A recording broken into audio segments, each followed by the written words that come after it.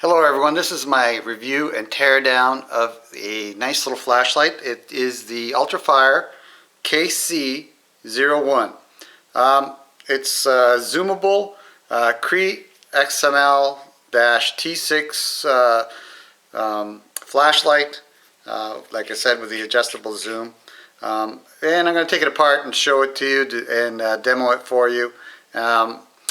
It's a great little flashlight. I really like it. And I'll compare it to my other two similar flashlights, the the UltraFire 502B and the 1600 LM zoomable that I have as well. They're all single Cree flashlights, and they all use the 18650 battery. So here's the three flashlights that I'm comparing to the KX-01 UltraFire. They're all UltraFire flashlights. Obviously, I have one fixed focus flashlight, which is the UltraFire WF502B, which is a very popular flashlight for good reason. Number one, it's tough. It's no nonsense. It has a fixed focus, 5 mode, and it's waterproof, which is a great thing. I actually made it even more waterproof by changing the O-rings. I have a video on that. You can check my videos and see that as well. But basically, as you can see, the form factor is, let me zoom this all the way down. On the KX-01 is more or less the same size. It's a little bit wider on the head. That's about it. But again, this is a zoomable flashlight, so you can actually change the shape of the beam. And when you zoom it all the way out, it's slightly larger, but not that much difference that way. The diameter on both of them is 25 millimeters. So if you have a 25 millimeter mounting ring like I do with a Picatinny or Weaver style connection, it'll do the job. Both of these two flashlights will fit in that same mount if you want to use them as a weapon mountable platform. Right, so let's do the weights first. Okay, and these are all have the batteries inside them as right at this moment. They're the 18650 battery. First, the 502 WF502 UltraFire is 135 grams with the battery inside it. The KX-01 it's 137 grams with the battery inside it. And the UltraFire 1600 lumens zoomable flashlight is 184 grams with the battery inside it. So it's, this is actually a much heavier flashlight than the rest of them. But that's, to be expected considering its format or size factor. All right. These are 25 millimeters. This is 28 millimeters. You'll need a different type of gun ring to hold that. I used a 30 millimeter, which I have a video on as well on that flashlight. Okay, so physically, more or less, when they're zoomed down, they're more or less the same size. This one is a little larger, obviously heavier too. Both of these fit in your pocket much easier than this one. I actually don't like carrying this one in my pocket very much. I actually did, but I do mount this on my shotgun. I'll tell you the reason why. Okay, so I'm taking the fixed focus 502B out of the picture at this point because relatively I just put it there for size comparison and feature comparison.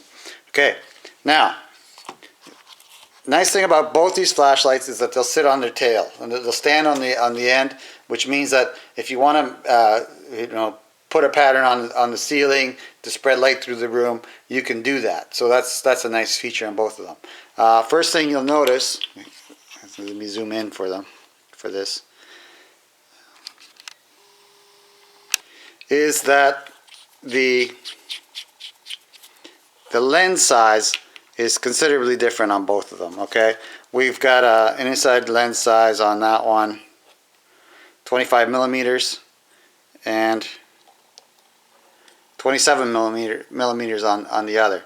Now you think, oh well, what difference does that make? Well, it makes a big difference in the sense of when you're zooming either one of these flashlights out, the bigger lens gives you a bigger pattern. Also the ability to focus it a little narrower as well. Okay, so that brings us on to the next comparison between these two flashlights. Zoom. The zoom on this UltraFire KX-01 is done through a screw. Okay, so there's a screw on the bottom of this that allows you to move this forward and backwards. Nice thing about that is when you set it at a certain place, you can't, by physically knocking the flashlight, change the focus. Okay, which is a really nice thing. On this one, it's all friction. Okay, so if you happen to hit it against something hard enough, it will change your zoom. I changed the O-rings on this to make it much tighter than it was originally, so that when I mounted it on the shotgun, the recoil wouldn't change the focus on this. The head is quite heavy on this flashlight, so I would think that mass alone would cause that to change focus on a recoil. So again, that's another video I've made on this flashlight, okay? So there's your feature comparison between the two of them. Both of them are 5-mode flashlights, so you got full bright, medium bright, and low, then strobe and SOS, and they both cycle through those features in the same way. Okay, so let's just take that out of the picture and concentrate on the KX-01 exclusively. Okay, first of all, it's a good looking flashlight.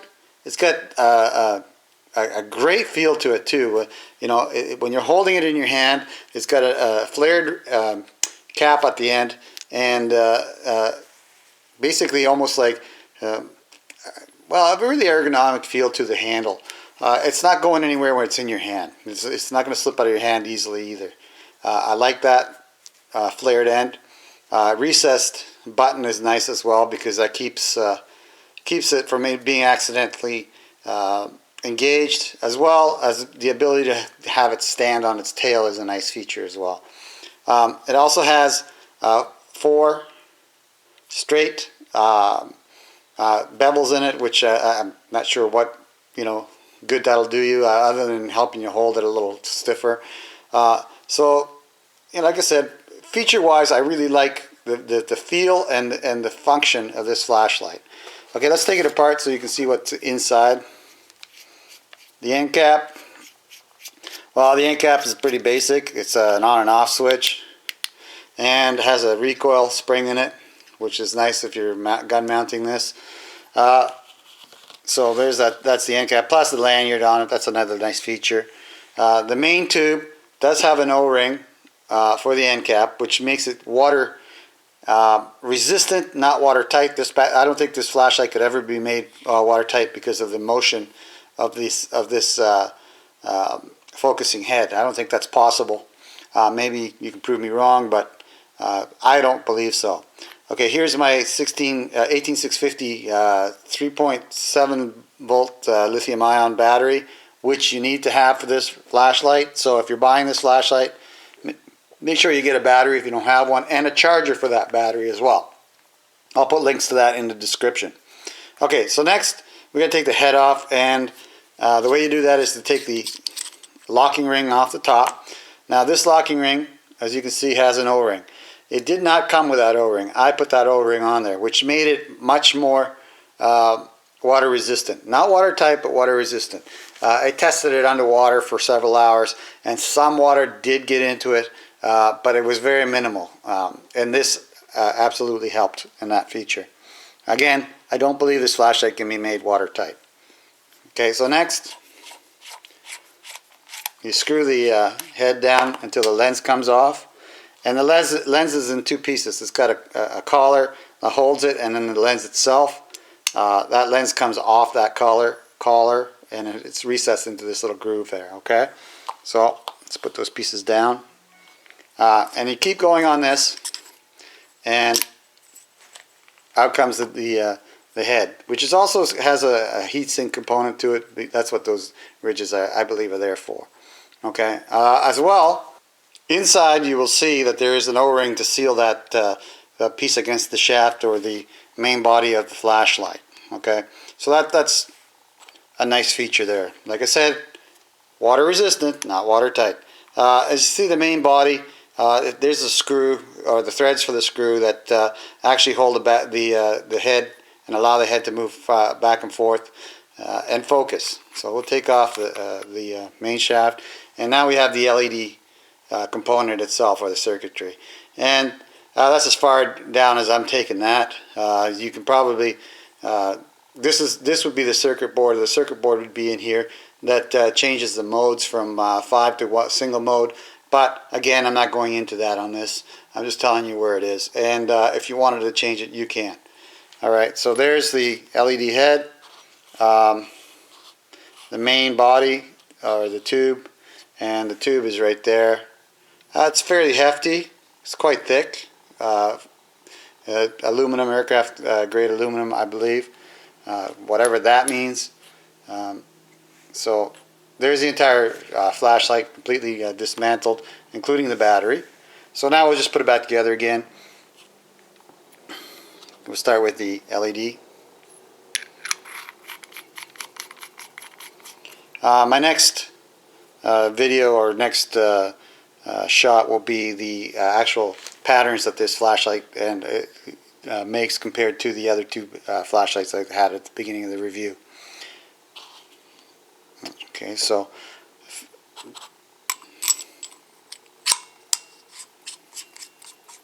I don't suggest taking the O-ring out of this head unit. It's not a lot of fun to put it back in again. Trust me. Okay, and the lens unit fits into the groove on that aluminum ring. Nice and snug too, so you know, I like that. It has a nice tight fit to that.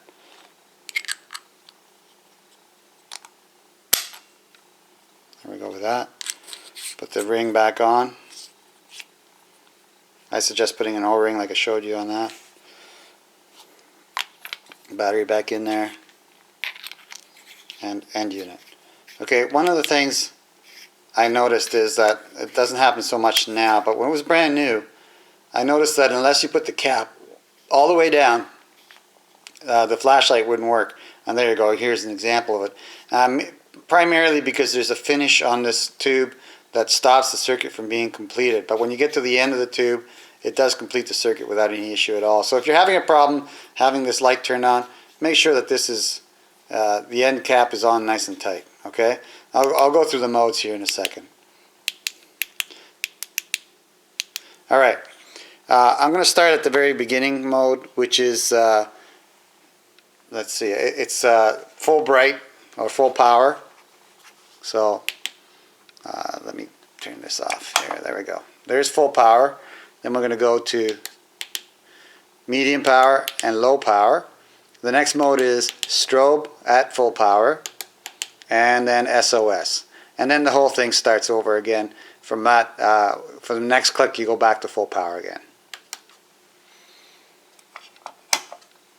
Next, I'm going to make the show you what the flashlight patterns and brightness of this flashlight are. It's actually quite bright and quite a good light. I really like that, the feel of it.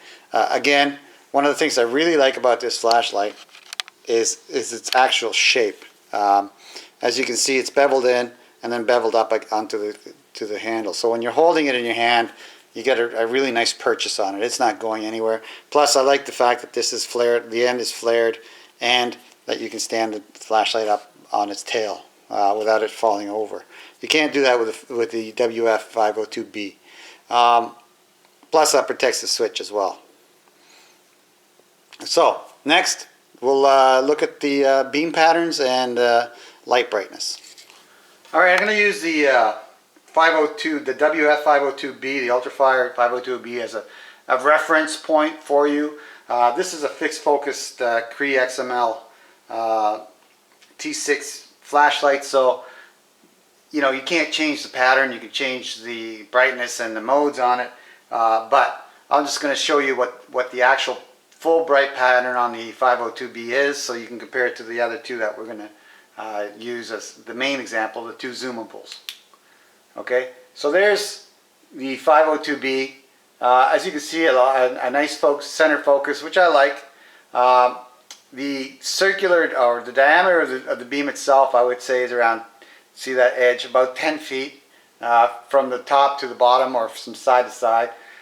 So actually has a really nice focus, but it's not adjustable, and it's quite bright. Now,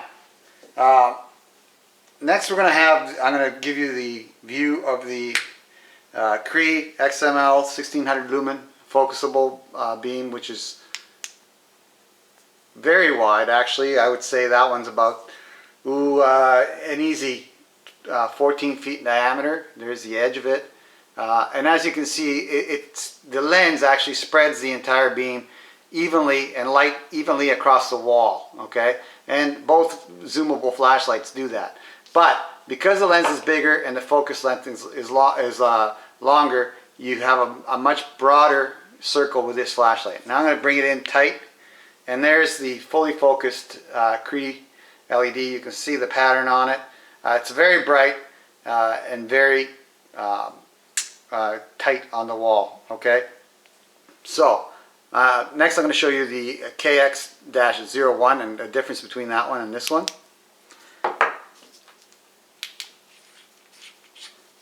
Okay, here's the full circle length of that, or full beam size on that KX-01. It's much smaller. I'd say it's about 8 feet in diameter, more like 6 feet, 7 feet in diameter. And as you can see, again, because of the lens, it spreads the light evenly across its entire surface. Okay, there's the edges. It's a little square. It's not quite round. Okay, so now I'm going to focus it out all the way.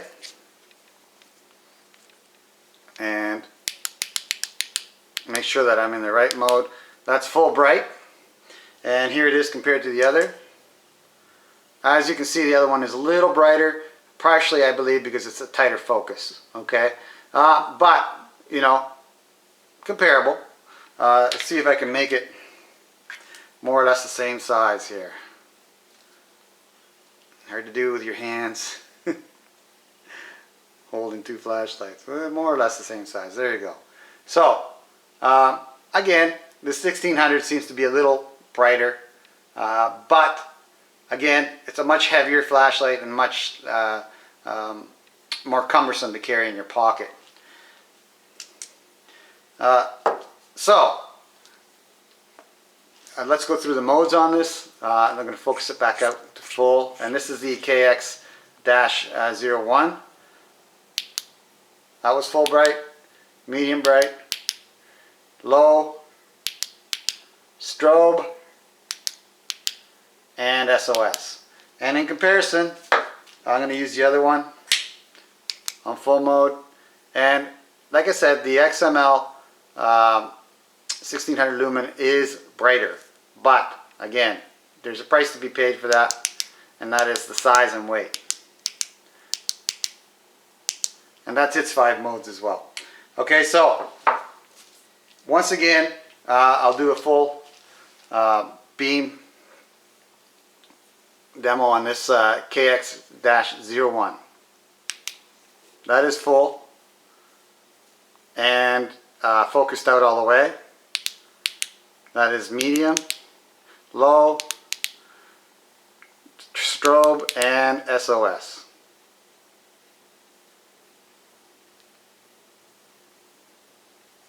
Okay, so, and now I'm going to focus it to a tight beam. Full, medium, low, strobe, and SOS. Okay. Thank you for watching. I recommend this flashlight. I primarily, out of those 3, it's the one I pick up every time and put in my pocket to carry. Thank you very much for watching. Have a good day.